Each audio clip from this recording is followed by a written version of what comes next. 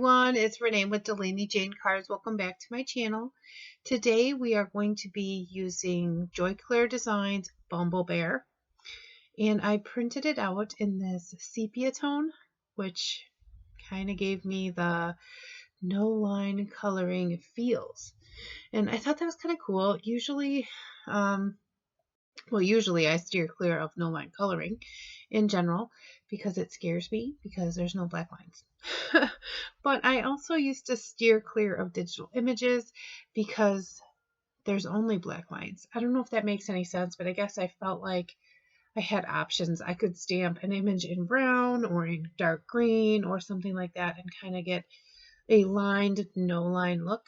And digital images scared me, but I wanted to try to do a no-line image, and I just printed this off actually using Word, Microsoft Word, and I just changed the color of the lines.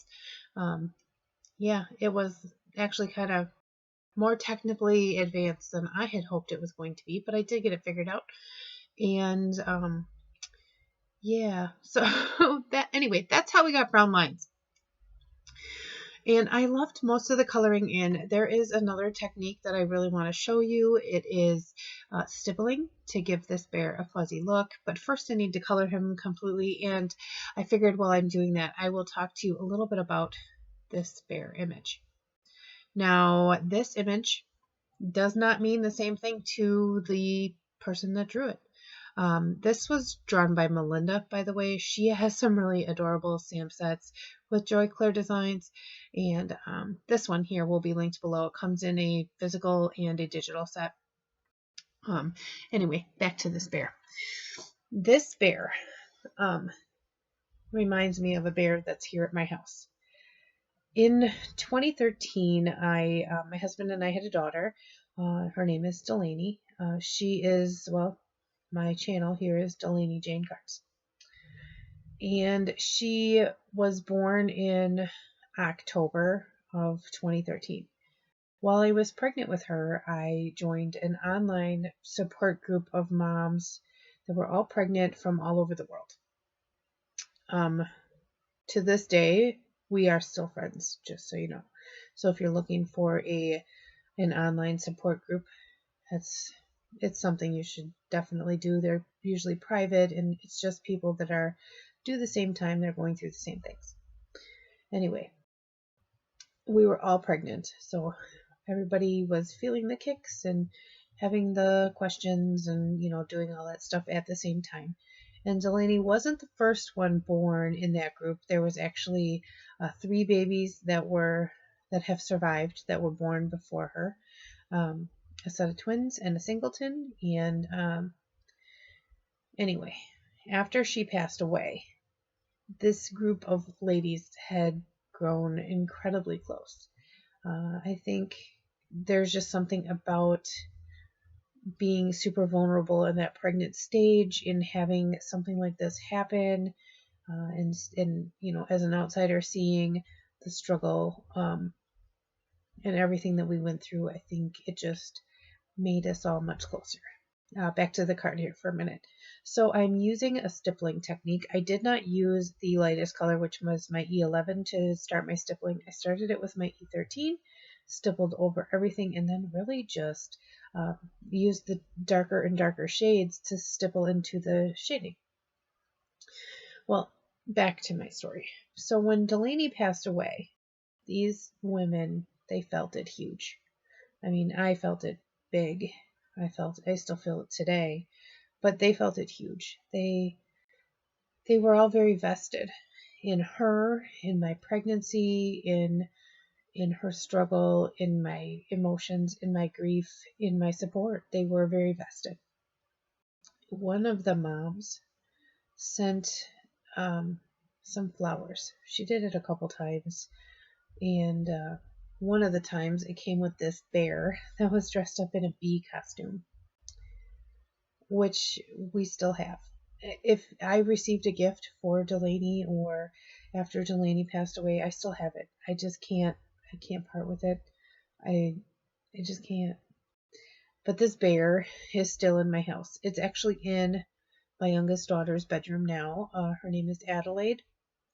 and it is up on the shelf in her room, and she loves that bear. But that is why I was drawn to this image, because in my house, in my daughter's nursery, there is a bear that looks just like this that we received when my daughter Delaney passed away. It just was one of those fate moments, those meant to be, those I need to color this images. And I'm not telling you this for you to be sad. I'm telling you this because that is why I picked this image. There are a ton of other images in this digital set, in this stamp set, that I could have chosen, but that's why I chose this one. I really felt like I absolutely needed to color it. The bear that we have is even holding a flower that looks just like this. It's just ridiculously close. Um, and I just felt like I needed to share that is why I picked this image. So here I'm getting to the end of the stippling. I went all the way out to my darkest color and then all the way back to the E13, and I still have the E11 left. Right now he looks really kind of still like a hot mess. But then I take the E11 and I blend over the entire thing, and it changes the entire look. It looks like a fuzzy bear, am I right? And it makes a huge difference in how he looks. I mean, he was cute when he was just a gradient of color, but by adding all that stippling, now he is fuzzy and adorable, and he looks just like the bear that, sits up on Addie's shelf. So I colored in the yellow stripes first, and I went all the way out to a brown and an orange for my deep tones. I really wanted this to be rich and colorful, and I felt like if I went with a really, really light yellow color, it would look not cohesive with the rich tones that are in the bear's fur. And I still get that really light yellow blend by using that Y08 there for the highlight. Just get that really nice deep shadow around the edges of the bear. It shows that he's a round object. So I'm filling in the entire black part of the bear or the bee costume here with gray marker. Sometimes I don't, sometimes I do. I guess it just depends on how I'm feeling. But I brought the W markers in for the stripes of the bee costume. Like I said, I wanted that rich, warm tone. Cool markers would not have felt warm. The neutral markers might have been just fine. I haven't used them often or a lot lately. For a while, that's all I was using, and then I needed to refill a bunch of them, and I believe I've refilled them all, but I have been gravitating toward my warm grays lately. Do you, whatever color medium that you prefer, do you find yourself coloring with a specific set of colors for a while and then move on, or are you pretty good about switching it up? I feel like I switch it up, but I also get stuck in a rut. There you see me make a huge mistake, and I colored the warm gray right on the edge of the arm, and then I was like, well, I'll figure out how I'm gonna fix it. What I did is went in with my darkest brown there, which was the E18, went right over the gray, and then I blended it out. It's okay. I mean, if I didn't tell you that I did it on accident, you would probably think that I just shaded it there so that there was more definition. I don't know. That's what I would have thought, but I went ahead and just spoiled it. Now, this camera angle that I've been using when I color, you can really see the tip of the marker, and you can see that I'm getting a super fine line by holding the marker very vertical. The more vertical you hold the marker and the less pressure that you put on it, the finer of a line you can get. And I wanted to actually shade the antenna on this little bee's costume, this little bear's bee costume. So I made sure that I kept that darker gray color off to the one side, and I was very, very careful. I mean, I don't have any black lines, so as long as I keep it smooth and keep it looking the same as the other side, I really wouldn't have any problem there. But I wanted to make sure that I, tried to keep it a nice fine line. They are drawn. These images are really drawn to color. They're beautiful. Melinda did an excellent job with this set, and Martha did an excellent job choosing this set. Martha owns Joy Clair stamps. She recently purchased a company and has been doing kind of a marketing overhaul and is bringing in some new stamps. We recently had a release. This was one of the stamp sets, and there wasn't anything in the release that I didn't like. I just absolutely enjoyed this release so much.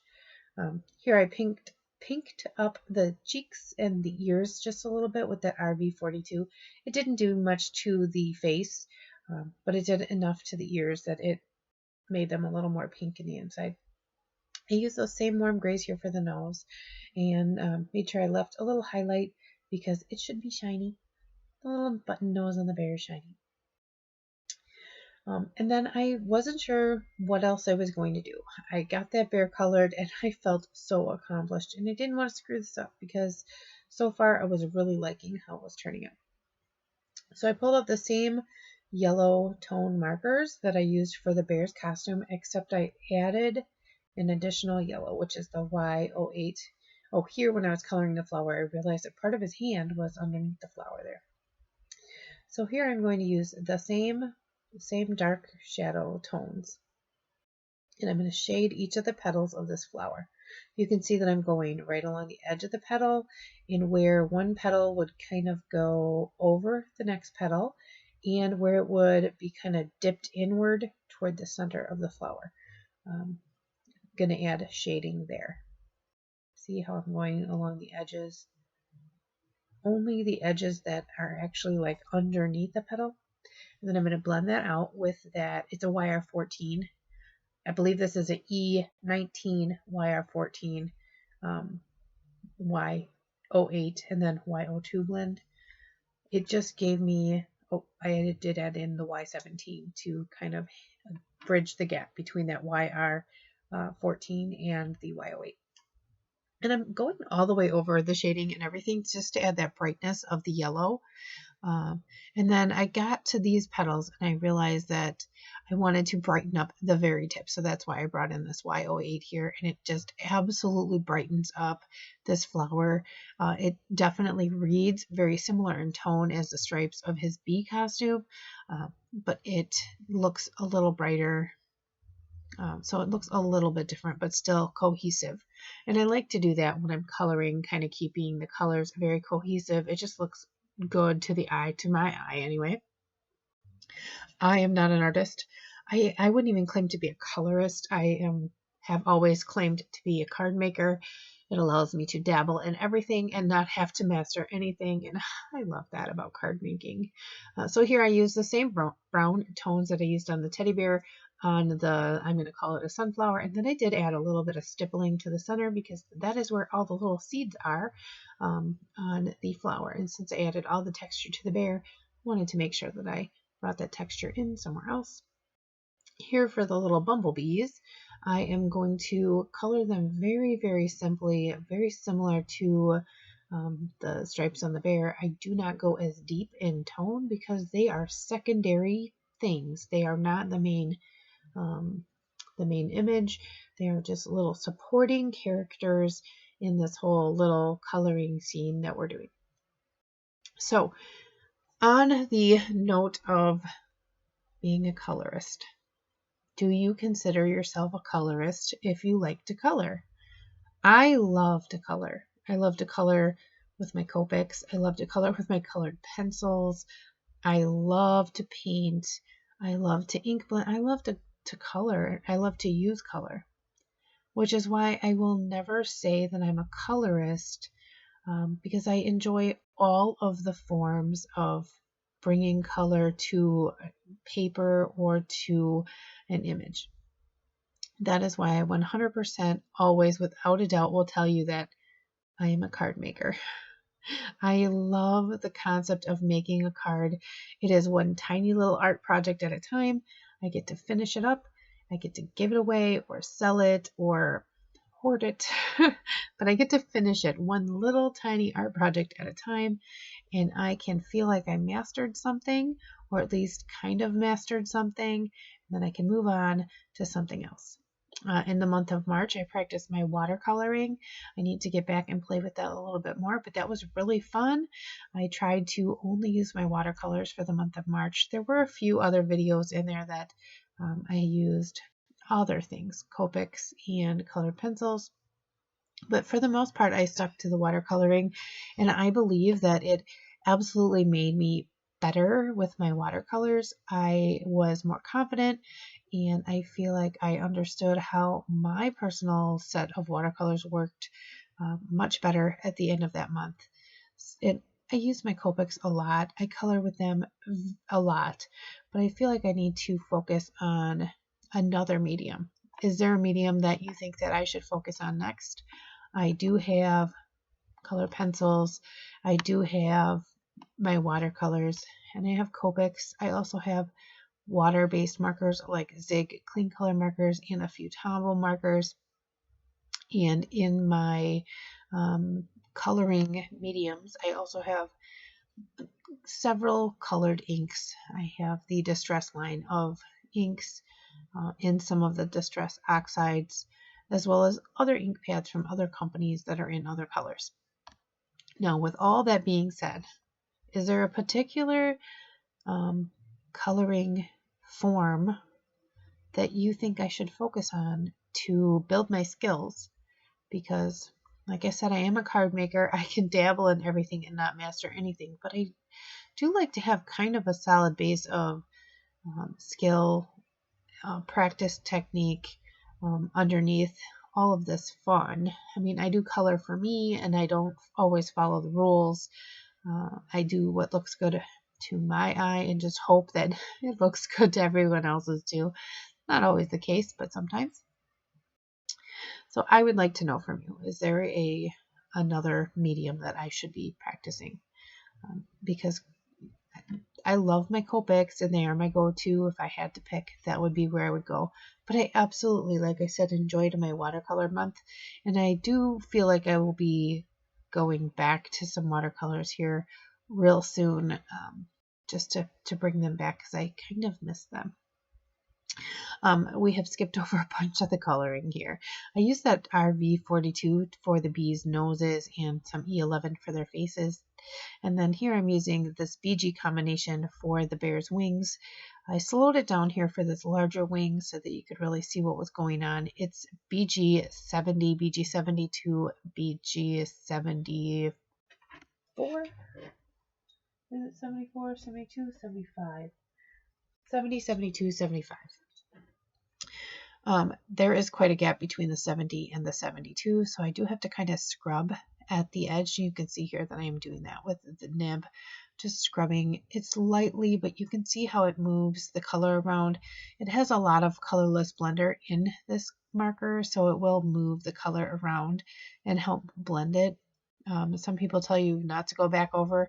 Like I said, I don't always follow the rules. I like my results. I feel like they're tried and true. I've been practicing with these markers for a long time. I don't always get, things can always look better. I can always get better.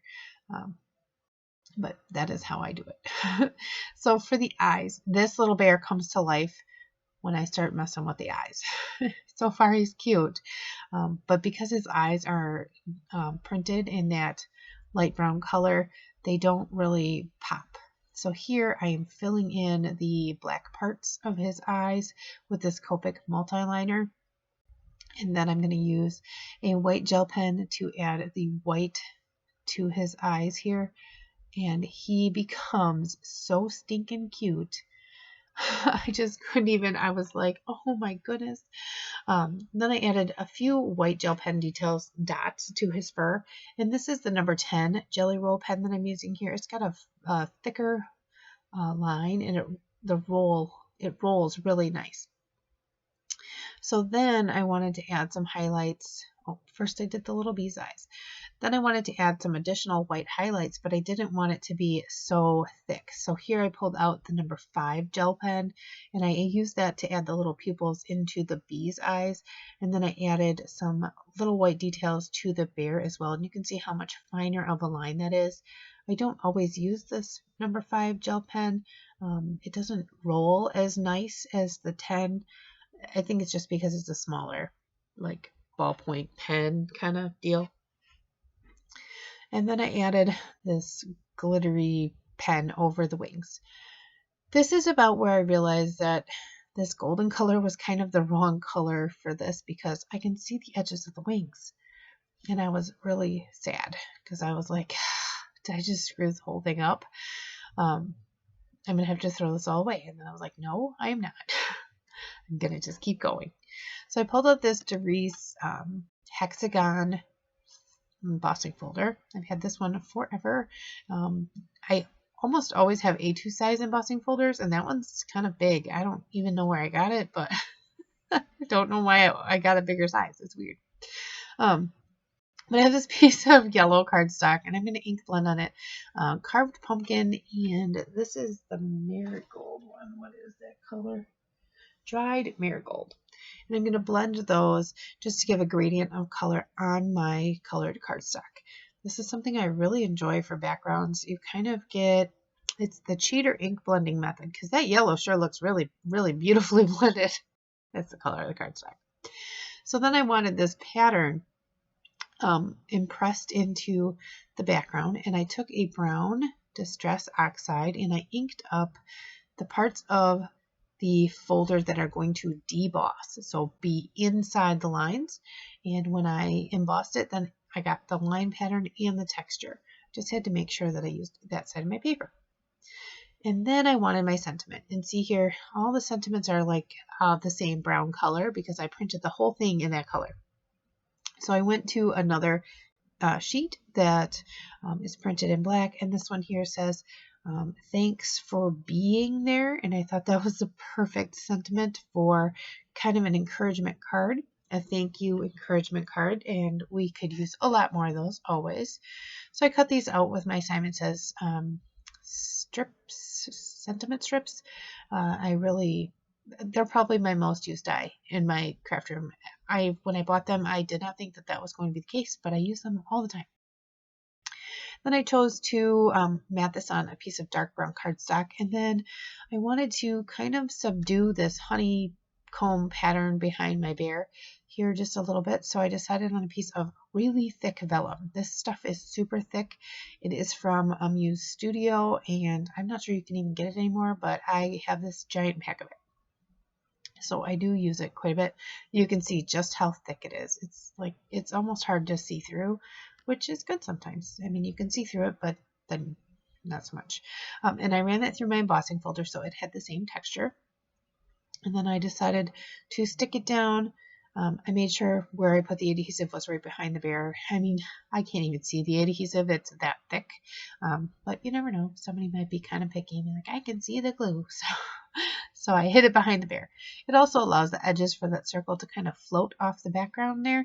It's just a little bit more texture to this card. So here I stuck that down to the piece of brown cardstock. And now I'm going to pop up this bear and just add a little bit of dimension here. And I'm going to stand him right on the thanks for being there. So that is the outside of my card. So then I got my card base ready. And as you can see here, it is not cut very well. I was trying to square it up before I got started. You'll see I didn't do a very good job then either. To finish the inside, I was going to put this little strip across the bottom, but I decided I would much rather have the longer strip along the edge, and I adhered that to the inside and then just trimmed off the extra. Recreased my card base.